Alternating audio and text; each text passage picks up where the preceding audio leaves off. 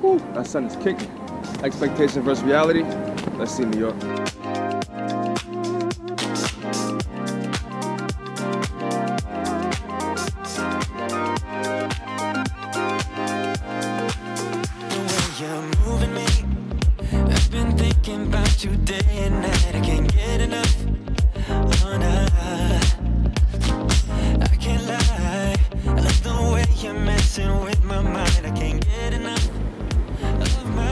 Yo, what's up guys? Your boy Kels. Welcome back to episode 14 of Runaway NYC. We're here in Soho.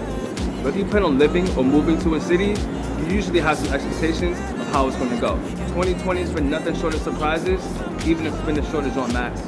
So with the pandemic hitting the streets here in New York, it may or may not live up to its expectations. So today we're going to hit the streets and show you the expectations versus the realities of living in New York during the pandemic. We're going to mix it up a little bit today. We're going to ask some random people some questions. Also, some of my friends want to give some insight. So, if you guys are ready, you know I'm ready. Make sure you like and subscribe. Let's do it.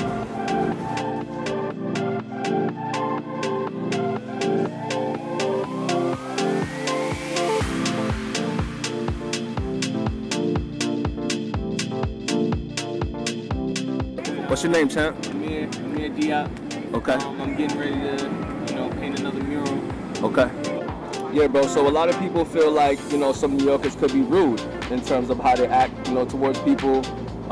What's your response to that? Like, what's your reality and your experiences with New Yorkers? It's not just New Yorkers, people are rude. Yeah. So, you can't just say all New Yorkers are rude. Yeah. If you get to know one another out here, it's like, y'all end up having, tight bond and y'all don't even know each other until, y'all have that conversation. There's so many people here, it's like, you have nothing better to do but to connect with them. Do you think people are going to be like after COVID?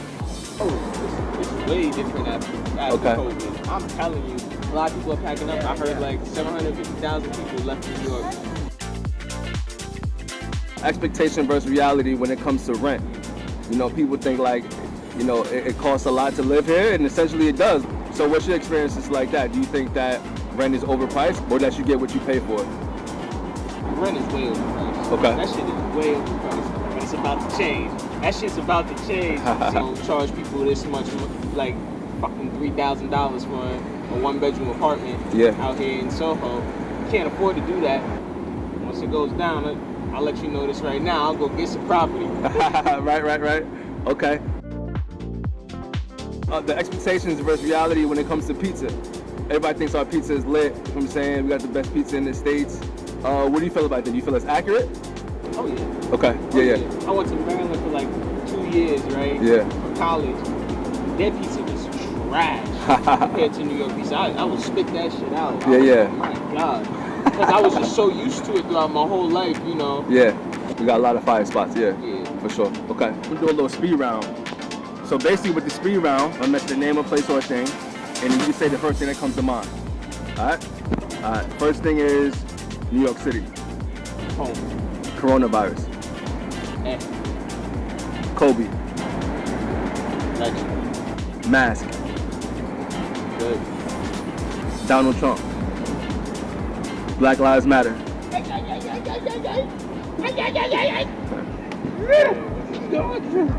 What's up, bro? How you doing, man? Good to see you, bro. Good. I'm gonna finish the interview real quick. Give me yeah, appreciate you, man. Black Lives Matter. Movement.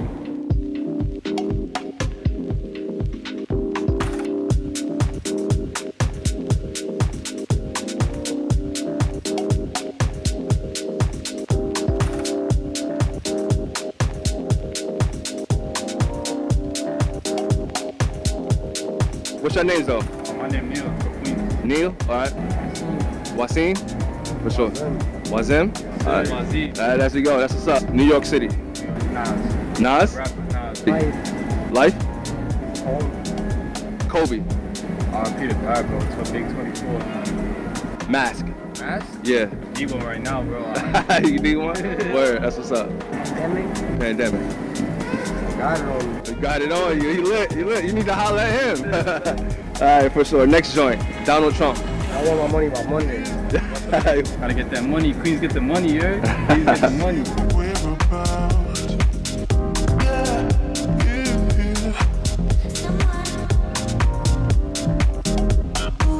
To someone Yo, what's up, my bro? What's going on, man? How you doing? I'm well. How you doing? Good to have you on the channel for sure, man.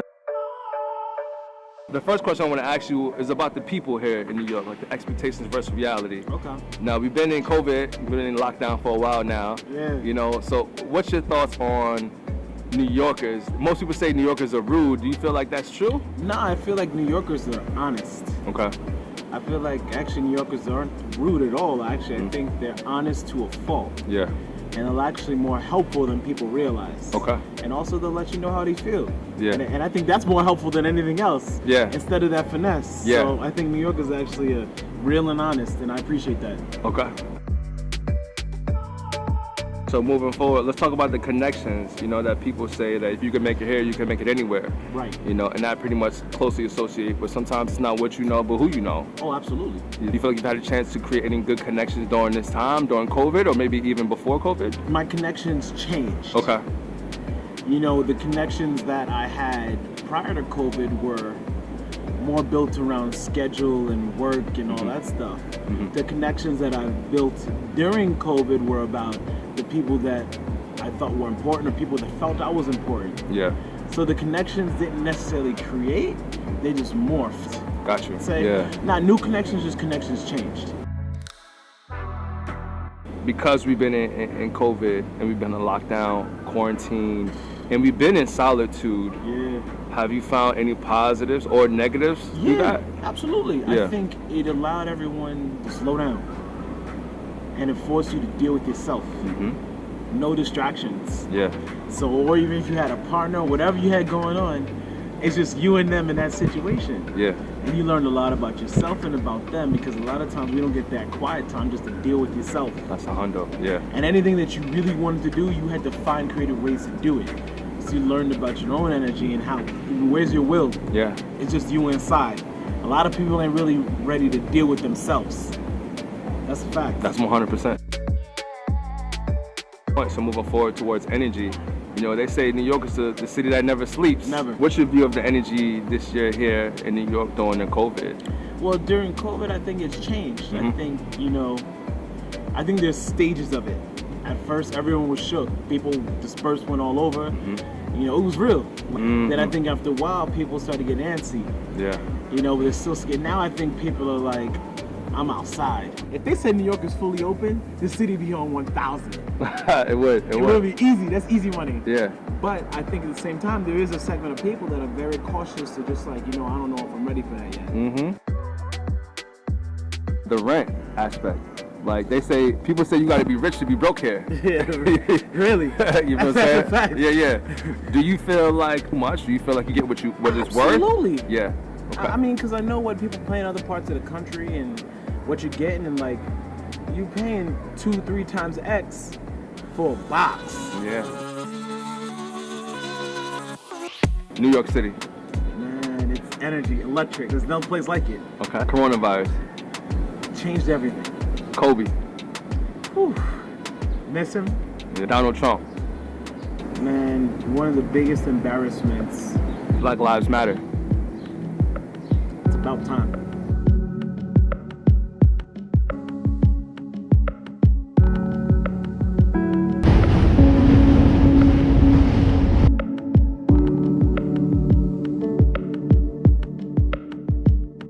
Yo, what's up, bro? What's going on, man? What's up, man? Chilling, man. Good to have you on the channel for sure. It's been a long time coming, you know?